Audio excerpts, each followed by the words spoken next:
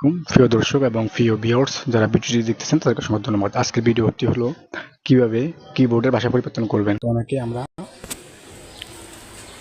কিবোর্ডের ভাষা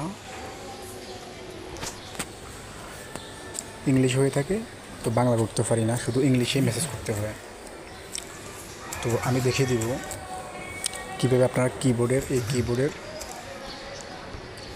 কিবোর্ডের ভাষাটা আবার বাংলাও করতে পারবেন। তো অনেকের ভাষাটা সেট করা থাকে না, শুধু ইংলিশটা সেট থাকে, তো বাংলা কীভাবে অ্যাড করবেন সেটা দেখিয়ে দেবো।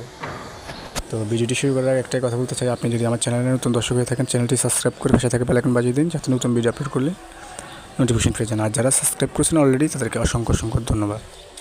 তো চলুন, তো প্রথমত দেখতে পাচ্ছেন 4 ডট একটা মেনু, ওইখানে ক্লিক করবেন।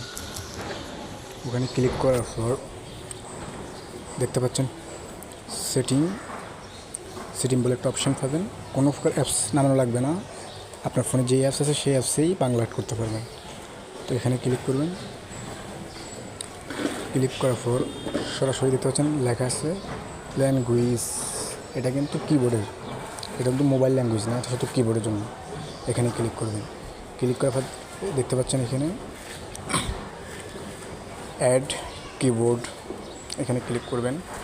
ক্লিক করে আপনি যেটা অ্যাড করতে চান, তো আমার দুইটা সাজেস্ট, আমি বাংলাটা সিলেক্ট করলাম। করার পর ডনে ক্লিক করলাম, তো বাংলা সিলেক্ট হয়ে গেছে।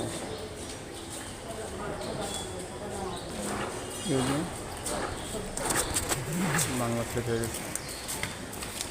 তো এইভাবেই বাংলা সেট করবেন।